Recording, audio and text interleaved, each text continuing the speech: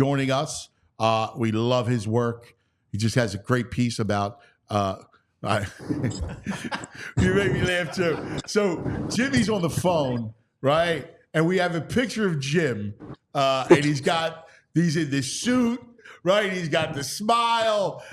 It's a great promo picture. Hello, Jimmy. Am I hot in that picture? You are, buddy. You are. You are. He's going to sell us a Malibu. Yeah. You do. You look like you're selling Malibu. I love it. That's fabulous. That's well, if I don't find a real job soon, I might be doing that. Jimmy, I need you to autograph that so I can put it up in my office. You got it. We'll work something out. I love it. All right, let's talk about it. So when the Phillies lose, it's like, what?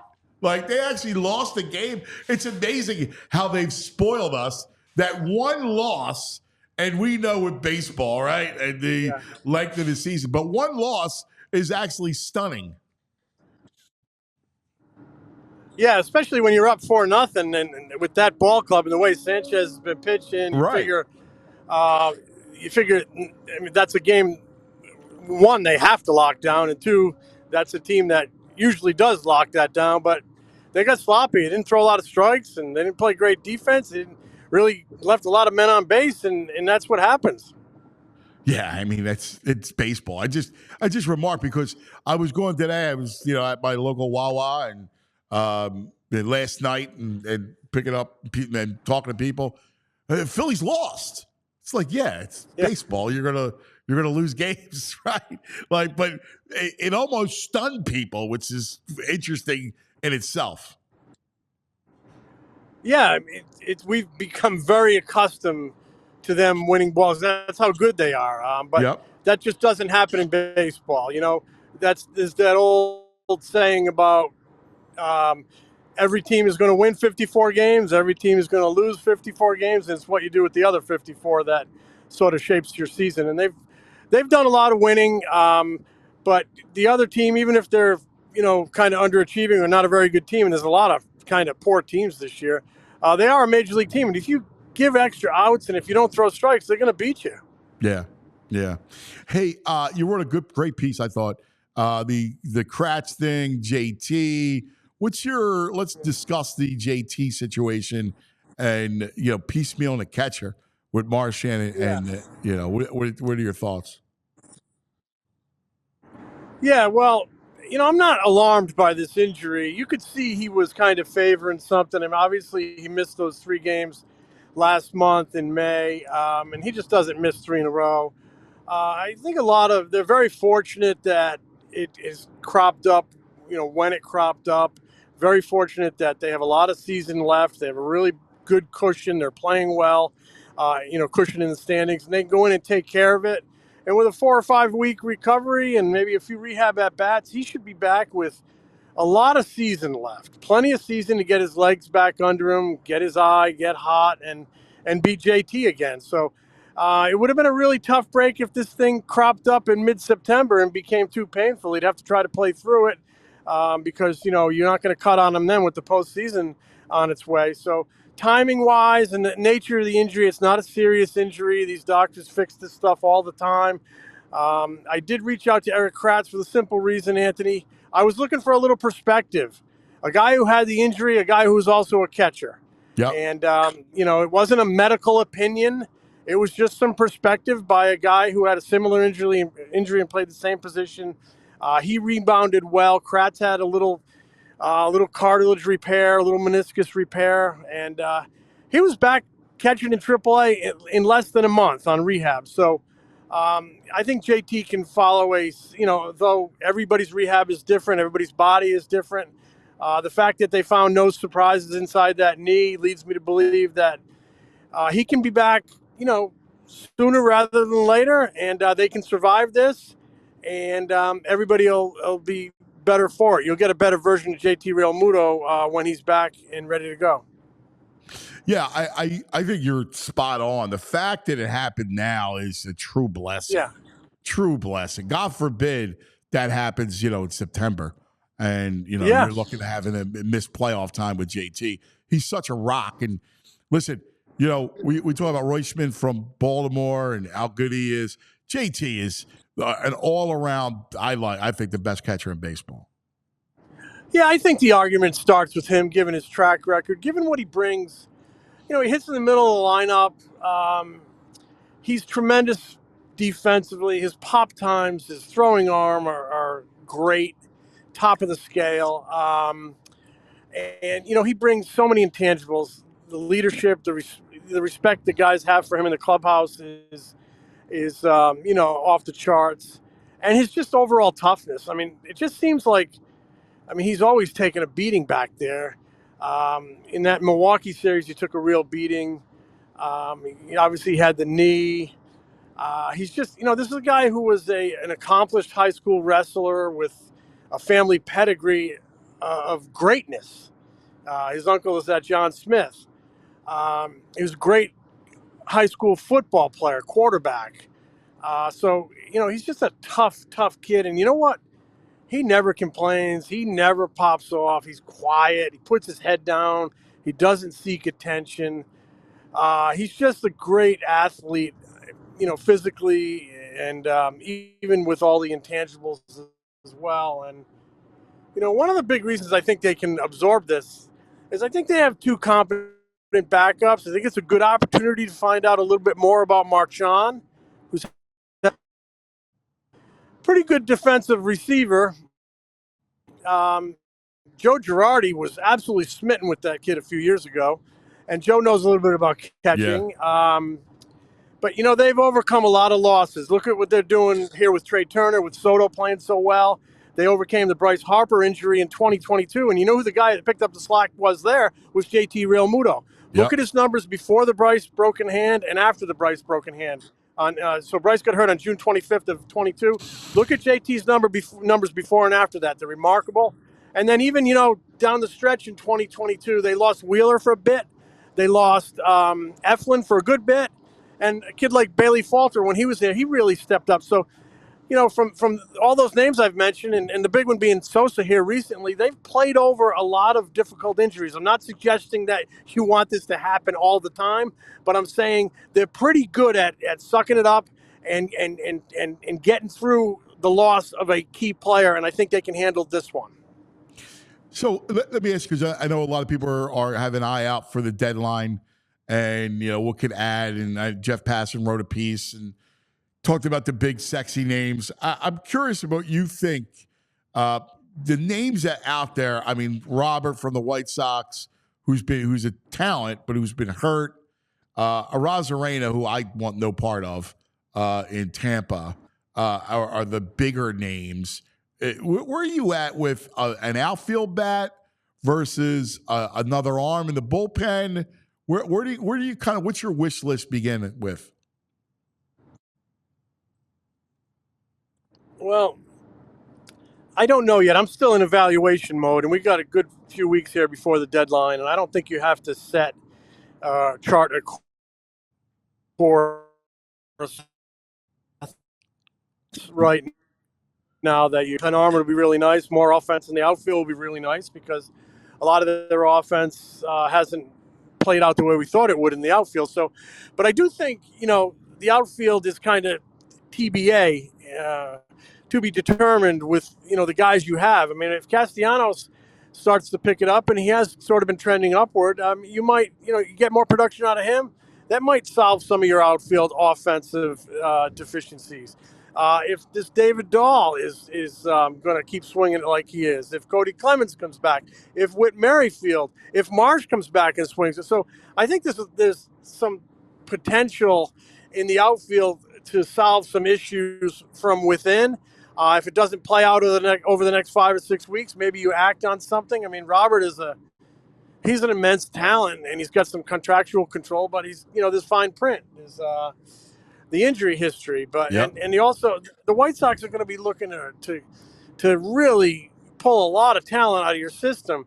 And, I don't know that you need to go that big with this team, but we're going to find out over the next 5 or 6 weeks if you do. There might be more marginal upgrades that can push this thing forward in the outfield. Pat Gillick was the master of the marginal upgrade. The Joe Blanton, the Scott Air, the Greg Dobbs was a marginal signing, and they all had big impacts um, on really good teams. So they could go that route in the outfield. Um, I still kind of, at this moment, I probably would be thinking about maybe a big bullpen arm. I think that would be really nice to add. Maybe a guy with a little experience out there at the end of the games. I think you can always use that. But again, I'm not there yet, determine what I'm going to use my resources on. But I think they'll do something. You could even maybe look for some catching depth at the upper minors because you've had this setback, though I do think it is something you can get over. So it's going to be an interesting trade deadline. I haven't determined what their biggest need is, and I'm sure they probably haven't either, but they spend an awful lot of time thinking about it, talking about it, investigating who's out there. And I do believe that they know they got something special, and if it's a tweak or if it's a bigger move, they're going to be willing to make it. Yeah, no, and listen, I'm only talking about from a scouting standpoint. Like now, you have a lot of runway before the deadline. So, Yeah. And by the way, you have a lot of runway because you have a huge lead. You're off to a great start. So you're in no hurry to do anything. But it is fun to kind of look and kind of who are we scouting, so to speak. Well, it was funny when go ahead. Go ahead. I'm sorry. No, I'm sorry. I was going to say, you see a scout at a game and people get all in a tizzy. Well, that scout may have planned that trip in February. That might be his regular coverage. I mean, he maybe didn't parachute in to see a player. So much scouting these days is done through technology, through video, and through the use of analytics. I mean, these guys can call up every performance analytic a player has and get a read on them. So you might not even know who they're looking at by what scout pops into town. So, I mean, there's a lot of rumors this time of year, and some of them, frankly, can be frustrating because people are throwing stuff out there. But the challenge is separating the good ones from the bad ones, and so we'll see. It's nuts. The state of the NL is wild, right? Because you have the Phillies and the Dodgers, and obviously the Braves, two catastrophic injuries, and they've fallen a little bit, and then Milwaukee, and that's it. The National League is really barren, man. And if the Braves, and I'm hesitant to do this, but if you just put the Braves to the side, I mean, really, it's Phillies and Dodgers. It's pretty wild. Yeah, and you mentioned Milwaukee. They're okay. I mean, I was looking at the standings yesterday. I think you can really only eliminate like 3 teams from contention, from wild card contention. Now that there's 3 wild card teams, so there's going to be some teams in there that are around 500. And hey, if one of them gets hot at the right time in October, they could win the World Series. We've seen it before. We saw it with the Phillies 2 years ago. They get in with the last wild card spot. That wasn't even there the year before. To you was going to be: is there a team that you look at that you go, all right, who's the team that if it gets hot could be dangerous? Look at Cincinnati. They were like, they had a horrible run, and then they just rattled off like 7 or 8 in a row. Even as bad as the Mets have been, they're not out of it. They're in wild card contention. In the American League, Houston has had a horrible start. They're like 10 good days away from being right in the thick of it in the wild card. So, and in the American League, Texas is going to get pitching back. So when you get the level, Texas. I mean, so somebody could get hot. Somebody could, the Cubs, they could get hot. Anybody could. The Phillies just have gotten hot right out of the gate. They were the team the last 2 years that got hot in the second half from about like mid-June on, even June 1st on. But it's fascinating with all of these mediocre teams and knowing that a few of them are going to get into that postseason tournament, and somebody goes crazy. I mean, we saw the Marlins win 2 World Series as a wild card team. Like I was saying, the Phillies get in 2 years ago as the last wild card team in a spot that didn't even exist the year before, and they go to the World Series. So it could be a very crazy October. All right, last thing. London was a rousing success. Then they go to Fenway, which is an iconic place that you know intimately. And then this weekend, Father's Day weekend at Camden Yards. Like, Yeah. that's just baseball. Like, you got to tell people just the essence of baseball, going from this London situation, which was awesome, to Fenway and then to Camden Yards. I can just imagine Sunday, Father's Day, Phillies Orioles at Camden Yards. It would be a pretty special day. Yeah, you're talking, I mean, 2 iconic ballparks. I mean, Fenway Park, it was built in 1912. Yeah, I spent so much of my youth in that ballpark. I still remember my first walking in there for the first time with my dad. It was incredible, and how it's changed over the years. And it's one of those old ballparks that, when they were building the Vet and Cincinnati and Pittsburgh and St. Louis in the late 60s and early 70s, nobody thought Fenway and Wrigley were that special. They were kind of just relics, and there were thoughts that maybe they'd be replaced. And all of a sudden then the 90s came, and the Orioles, led by Larry Lucchino, who just passed away, they designed and opened Camden Yards, and everybody got a thirst for the throwback ballpark, the nostalgic ballpark. And all of a sudden, Wrigley and Fenway, people were like, "Oh my God, these are gems, and we need to refurb them, not tear them down." So, you got one of the originals, and then you got one that inspired the entire retro ballpark movement in Camden Yards. I mean, the famous story is Camden Yards, I think, opened in '92, and Bill Giles took a ride down to a game there right after it opened, and then he came back to Philly and said, "We need one of these." And it took them a long time, but they finally got their ballpark. And there's a big difference between a ballpark and a stadium, and these are both ballparks, Camden Yards and Fenway Park, that the Phillies are playing in. So and fans can easily make pilgrimages to both cities. So I'm sure the Phillies will be well represented. They're well represented this week in Fenway Park. I mean, they're always well represented in Fenway Park, and they'll be well represented in Baltimore. Yeah, and the Orioles are good, so it should be great baseball Really over good. the weekend. Yeah. Hey, Jimmy, Really great good stuff as always, my brother. And I need that autographed picture. I think I got to update my picture. I'm a lot younger looking than that. I'm really a lot younger looking. You are. So. You are. I'm with you. I like the picture, though. I'm better looking, too. Yeah. All right. Jimmy, we love you, buddy. Thanks, pal. Talk to the mother. See you. Great chatting with you. See you, brother.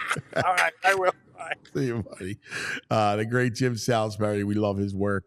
That picture from the auto mall. Yeah. That picture is fabulous. Oh, my God. I love it. I love Jimmy. We all silly like the mayor.